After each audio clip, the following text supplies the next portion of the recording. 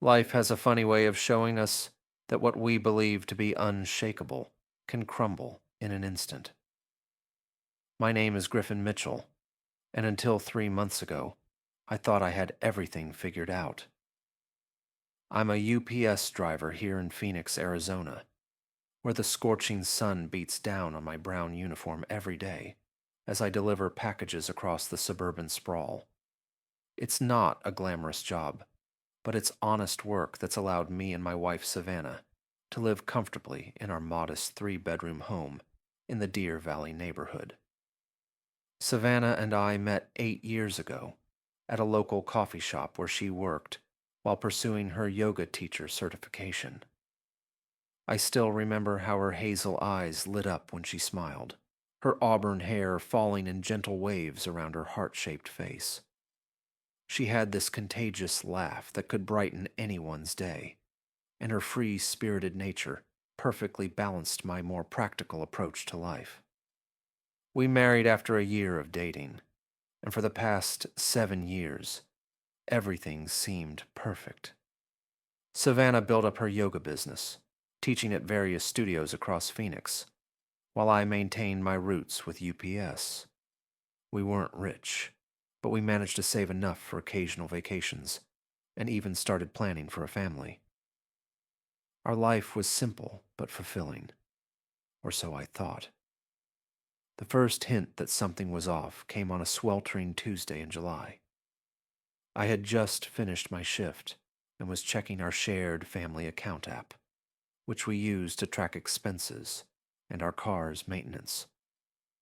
Savannah and I shared a 2018 Honda Civic for her yoga classes, while I used my work truck during the day.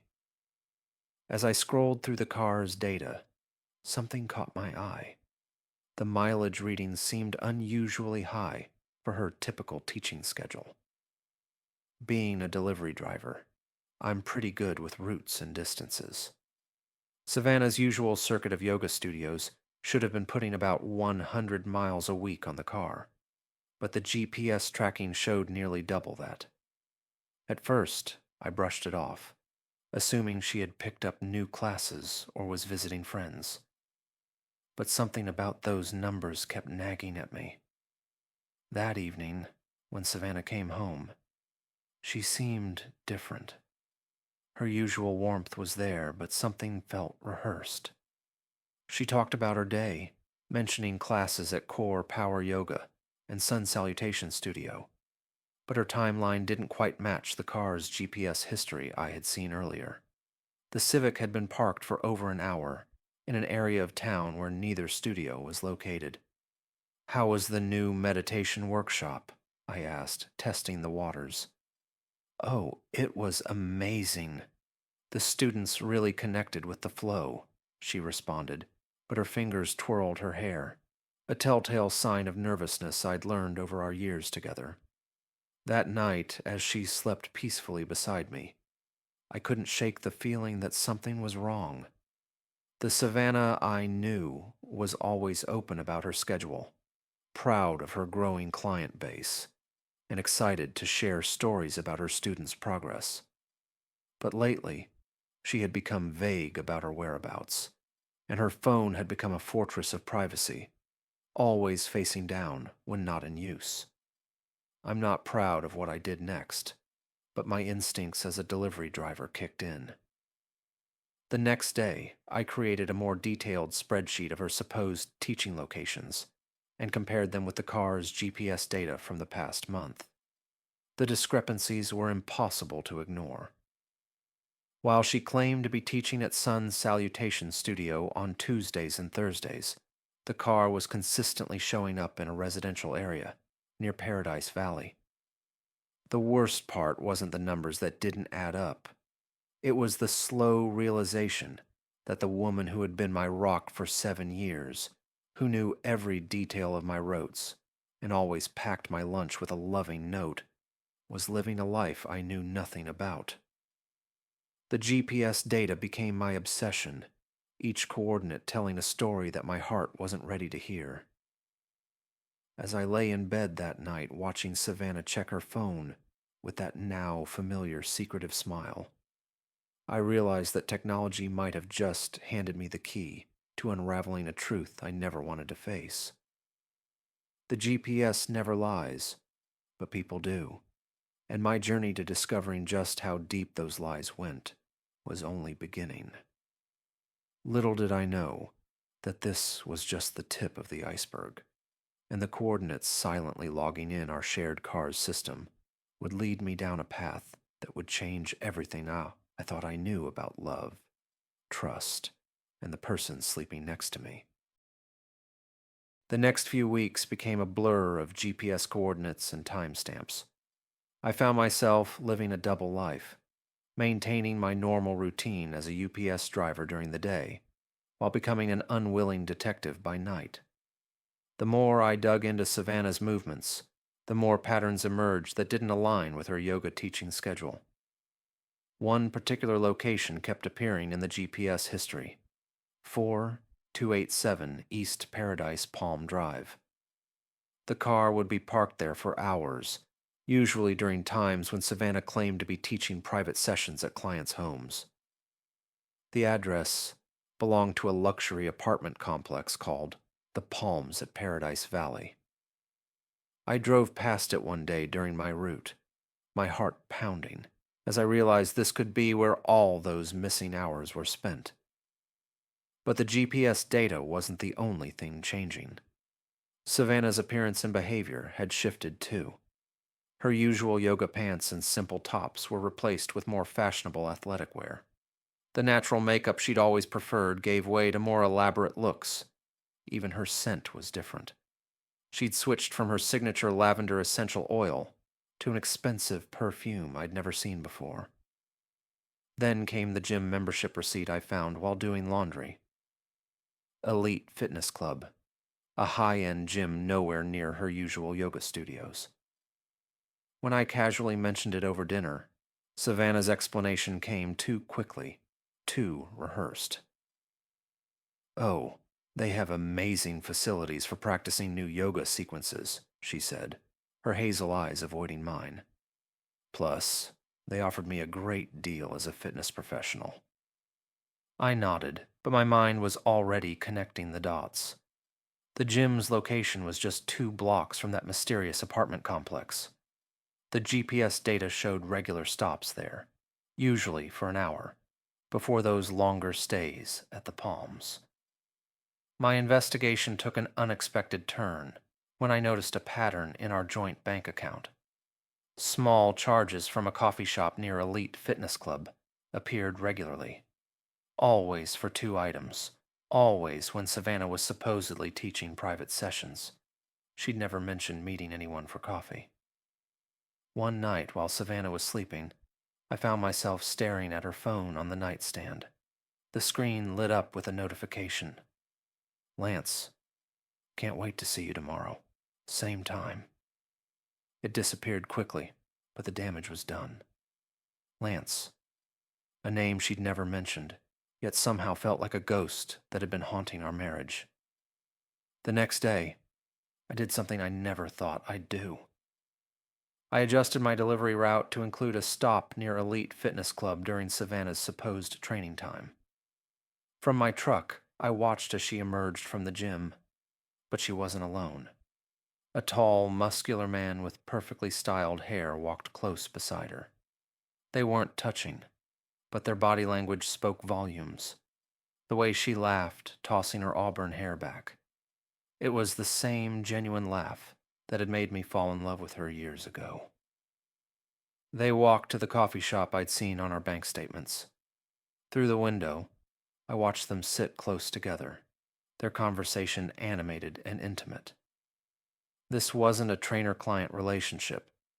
The way he leaned in when she spoke, how her fingers occasionally brushed his arm, it was the behavior of 2 people trying to hide their attraction in public. That evening, Savannah came home with the same story she'd been telling for weeks. "The private sessions are really picking up," she said, kissing my cheek. "I might need to extend my hours at the gym to accommodate more clients." I wanted to confront her right there, to ask about Lance, to demand explanations for all the lies. But my years of marriage to Savannah had taught me one thing. Timing was everything. I needed more than just GPS coordinates and coffee shop receipts. I needed irrefutable proof. So I smiled and told her I was proud of her success, all while my heart crumbled inside my chest. That night I lay awake, listening to her peaceful breathing, wondering how many other secrets she was keeping. The GPS had led me to the truth, but it was just the beginning of unraveling this web of deception. I created a new folder on my phone labeled Route Planning, a fitting cover for what was really a detailed collection of timestamps, locations, and photographs. Every ping from the GPS, every bank statement, every suspicious text notification I managed to glimpse. They all went into building a case I never wanted to make against the woman I loved. The digital breadcrumbs were leading me down a path of discovery, each new piece of evidence another crack in the foundation of our marriage. But the worst was yet to come, and I had no idea how deep this betrayal would go.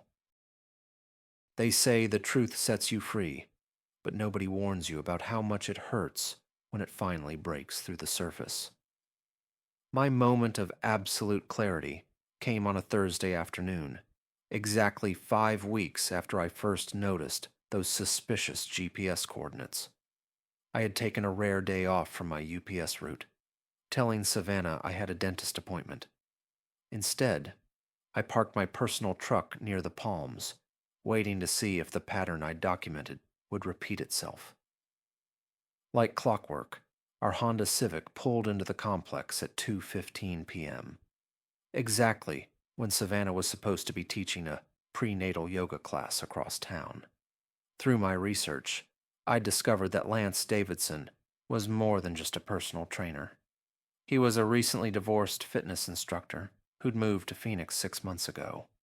His apartment number 407 matched perfectly with where our car's GPS showed regular stops.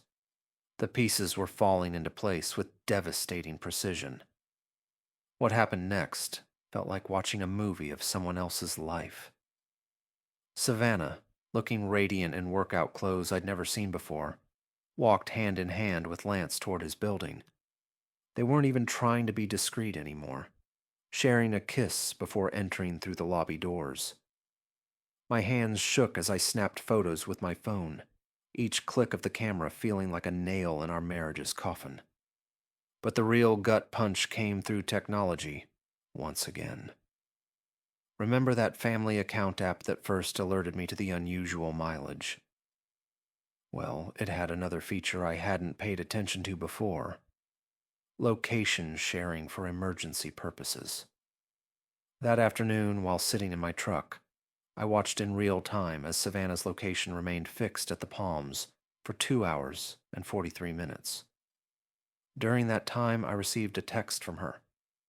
Just finished teaching. The moms-to-be were so grateful today, heading to the studio for my evening class.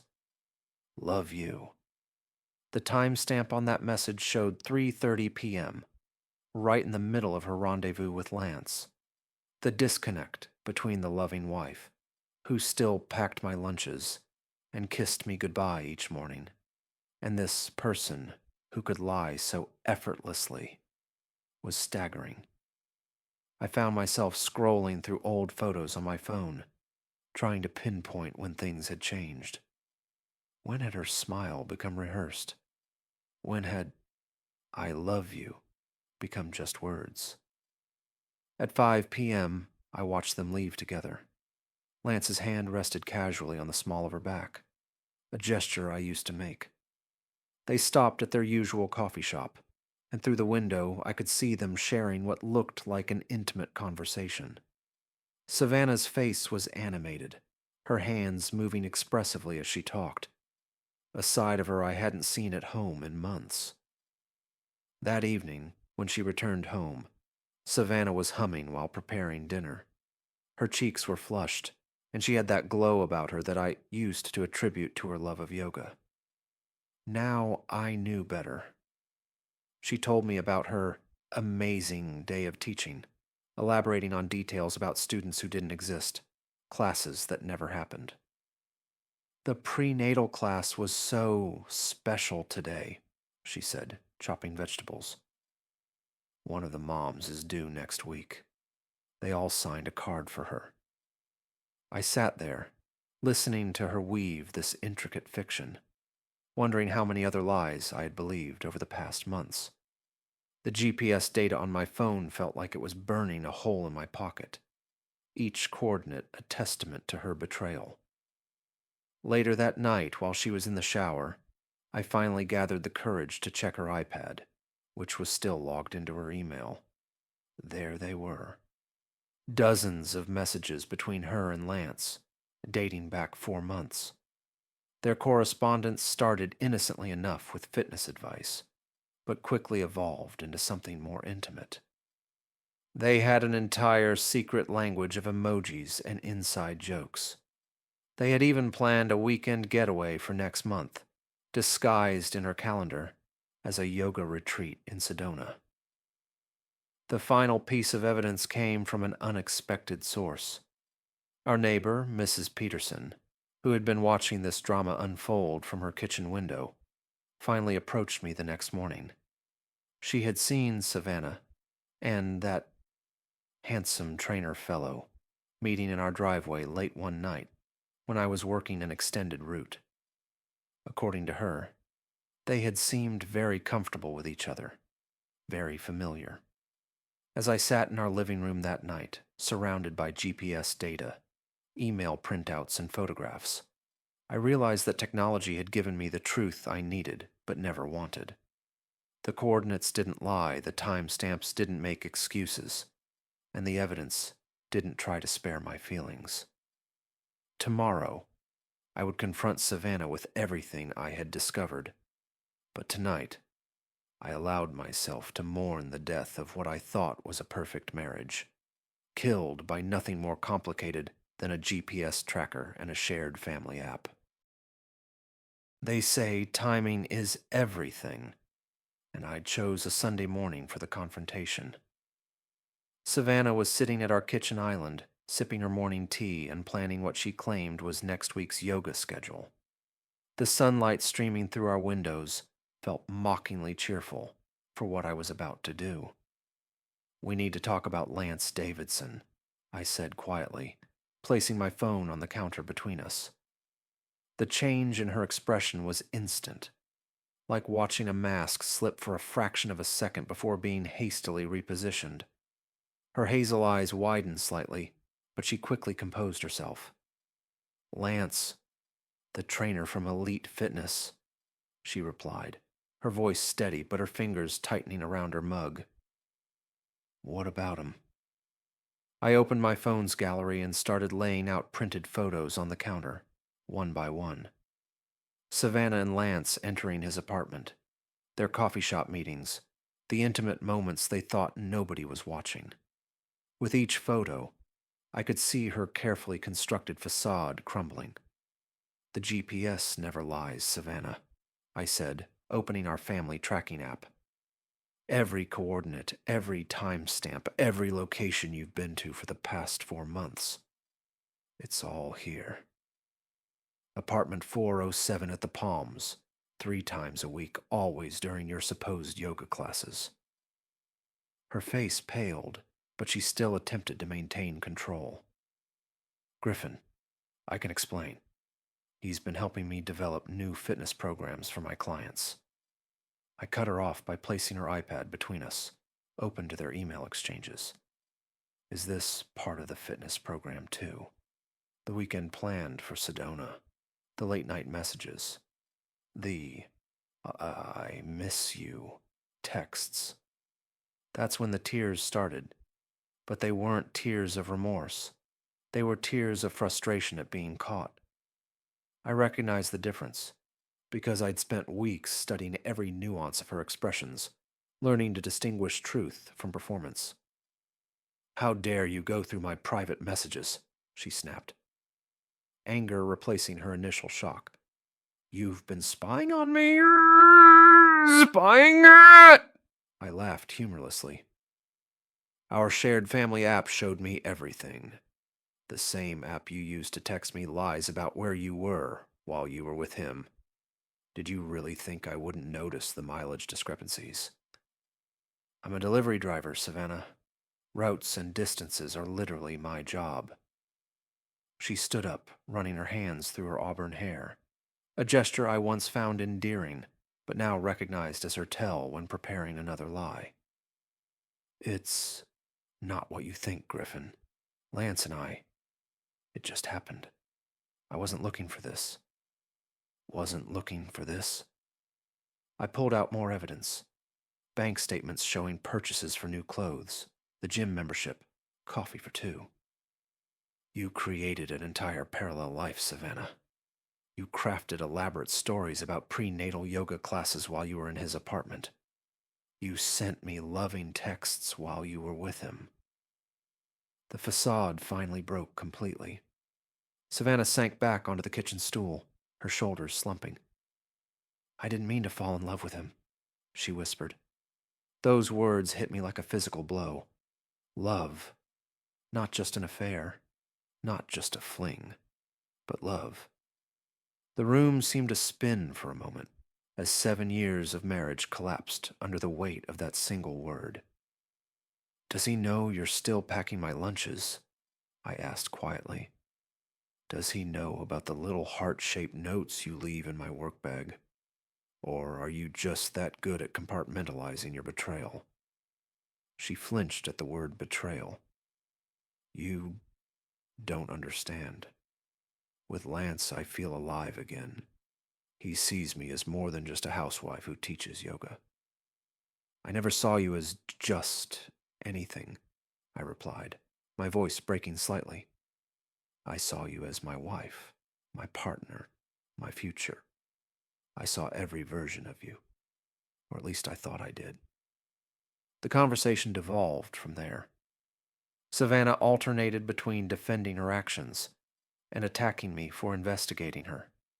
She claimed I'd been emotionally distant, too focused on work, not supportive enough of her ambitions. Each accusation felt like a calculated blow, designed to shift blame and justify her choices. "I want you out of the house," I said finally, cutting through her explanations. "You can stay with your lover in apartment 407. I'm sure he'll make room for you." "You can't just throw me out," she protested. But we both knew she had already packed a bag, hidden in her car trunk, another detail the GPS had helped me discover through her repeated trips to Target for essential items. As she packed her remaining things, her phone buzzed with a message. Even from across the room, I could see Lance's name on the screen. Some things really do come full circle. That evening, I sat alone in our house, surrounded by the evidence of her deception. The GPS coordinates that had led me to the truth now felt like a map of our marriage's destruction.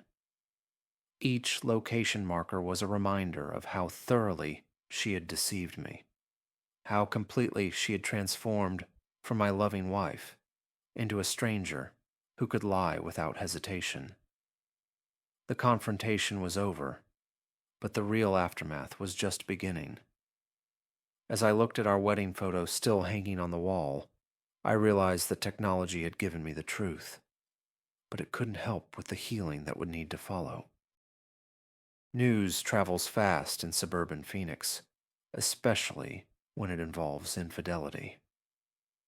Within days of Savannah's departure, our tight-knit neighborhood became a web of whispered conversations and sympathetic glances.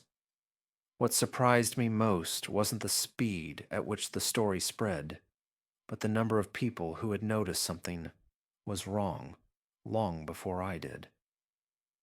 Mrs. Peterson wasn't the only one who had seen Lance's car in our driveway during my late shifts. Tom from across the street had spotted them at restaurants outside of town. Sarah, who attended Savannah's Tuesday morning yoga class, admitted that the class had actually ended months ago. Savannah had canceled it, but kept pretending to teach it. The most devastating revelation came from Maya, Savannah's best friend. She showed up at my door one evening, clutching a bottle of whiskey and wearing guilt like a heavy coat. As we sat on the porch, she confessed to knowing about the affair since its beginning.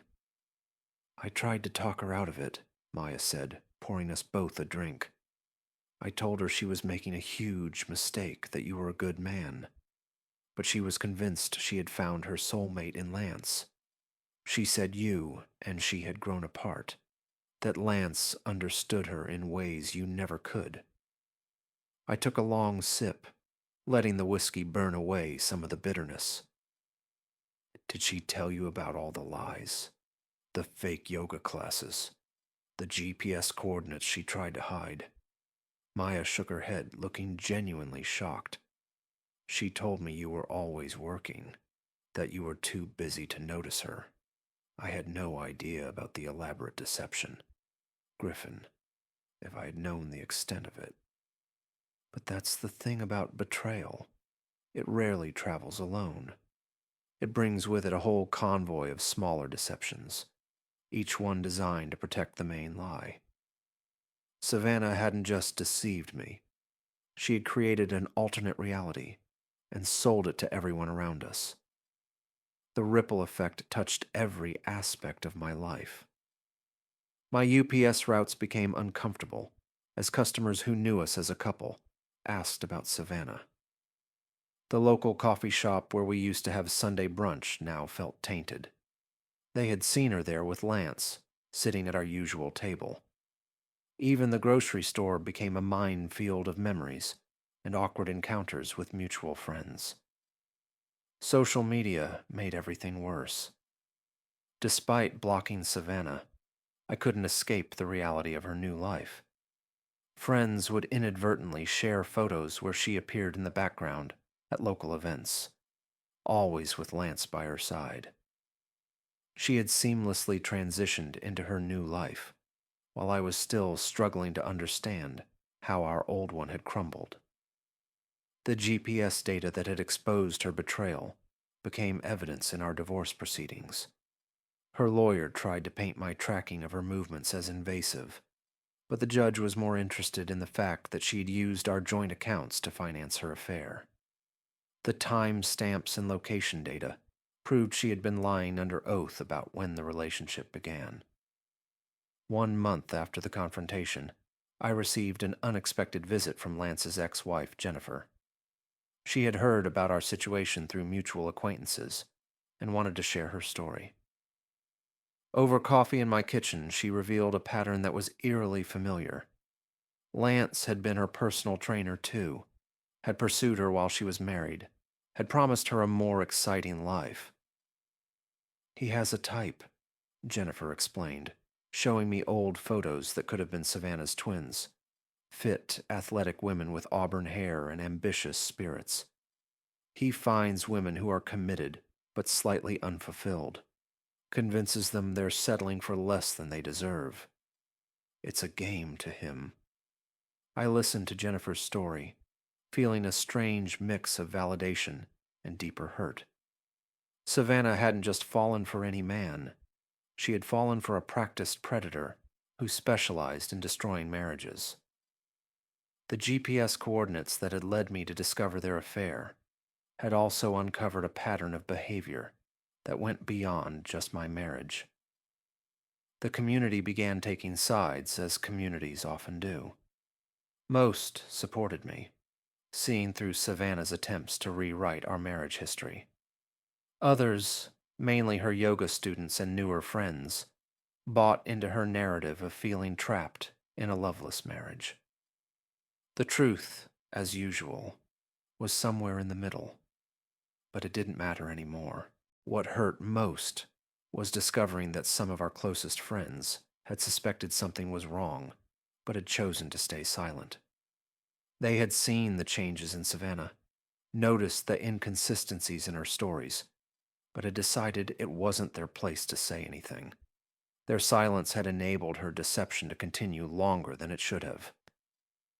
As I sat reviewing the GPS data one last time before handing it over to my lawyer, I realized the technology had not only exposed the affair, it had revealed the true nature of everyone around us. Like a stone thrown into a pond, Savannah's betrayal had created ripples that touched every corner of our shared life, revealing both the strength and fragility of our community bonds. The evidence that had started with simple GPS coordinates had grown into a comprehensive map of betrayal, showing not just where Savannah had been, but who we really were as people. Some had chosen loyalty, others complicity, and still others willful ignorance. Each choice had contributed to the complex web of deception that had finally unraveled our marriage. 6 months after discovering Savannah's betrayal, I found myself sitting in my UPS truck, staring at the GPS system that had become both my salvation and my daily reminder of how everything fell apart. The irony wasn't lost on me. I spent my days following routes while trying to navigate my own path to healing. The divorce was finalized faster than expected, largely thanks to the overwhelming evidence I had collected. Savannah didn't contest much once she realized her elaborate lies had been documented through digital breadcrumbs she couldn't deny. The judge was particularly unimpressed by her attempts to paint herself as the victim when confronted with the GPS data showing her calculated deception. Life has a way of revealing truth in unexpected ways. 3 months into her new life with Lance, Savannah discovered she wasn't as special as she thought. Jennifer, Lance's ex-wife, had been right about his pattern. I heard through Maya that Lance had been seen with one of his new clients, a married yoga enthusiast with auburn hair, at the same coffee shop where he had first met Savannah. When Savannah came to collect the last of her things from our house, she looked different. The confident glow she had worn during her affair had dimmed. She tried to initiate a conversation about reconciliation, about how she had made a terrible mistake. But the GPS coordinates saved in my phone were a constant reminder of every calculated lie, every deliberate betrayal. "I never meant to hurt you, Griffin," she said, standing in our former living room. "I lost myself somewhere along the way." I looked at her, this woman I had once known better than myself, and felt nothing but pity. "No, Savannah, you didn't lose yourself. You just showed who you really are." The healing process was neither quick nor easy, but it was thorough. I started attending a support group for people affected by infidelity, where I met others whose marriages had been undone by similar betrayals. Among them was Rachel, a kindergarten teacher whose husband had also been one of Lance's conquests. He had apparently branched out to married men as well. Rachel and I formed a friendship based on our shared experience and determination to heal. We helped each other navigate the complex emotions that came with betrayal, the anger, the self-doubt, and the fear of trusting again. She understood why I still occasionally checked the family tracking app, even though Savannah had long since been removed from it. My UPS routes became therapeutic in their own way. Each delivery was a small victory, a moment of connection with people who knew nothing of my personal drama. I started taking lunch breaks in new places, creating new memories untainted by the past. The GPS that had exposed my wife's infidelity now helped me discover parts of Phoenix I had never explored during my marriage. The community that had been divided by our divorce slowly began to heal as well. Those who had remained silent about Savannah's affair approached me with apologies and regret. Maya, in particular, became a stronger friend than ever, determined to make amends for her role in enabling Savannah's deception. 1 year after the discovery that ended my marriage, I received an unexpected message from Jennifer Lance's ex-wife. She had started a support network for people affected by infidelity, particularly those who discovered it through digital means. She asked if I would share my story, explaining how technology had become both the revealer of truth and a tool for healing. Standing before a group of strangers, I shared how GPS coordinates had led me to an unwanted truth, but also to a stronger version of myself. I talked about the importance of trusting your instincts, about the value of digital evidence in an age of gaslighting and manipulation, and about the possibility of finding peace after betrayal. Life has a strange way of coming full circle. The technology that exposed my wife's infidelity also helped me rebuild my life, one coordinate at a time. I still deliver packages along carefully planned routes, but now I understand that sometimes the most important destinations aren't physical places, but states of mind. Today, as I sit in my UPS truck planning tomorrow's deliveries, I realize that every ending is just a different kind of beginning. The GPS might show us where we are, but it's our choices that determine where we're going. Savannah believed her secret was safe until technology told a different story. But the real story wasn't about the betrayal. It was about finding the strength to recalculate my route and move forward, one turn at a time. The coordinates that once marked locations of betrayal now mark milestones in my journey of recovery. And while I may not know exactly where this new path leads, I know that this time I'm following my own true north.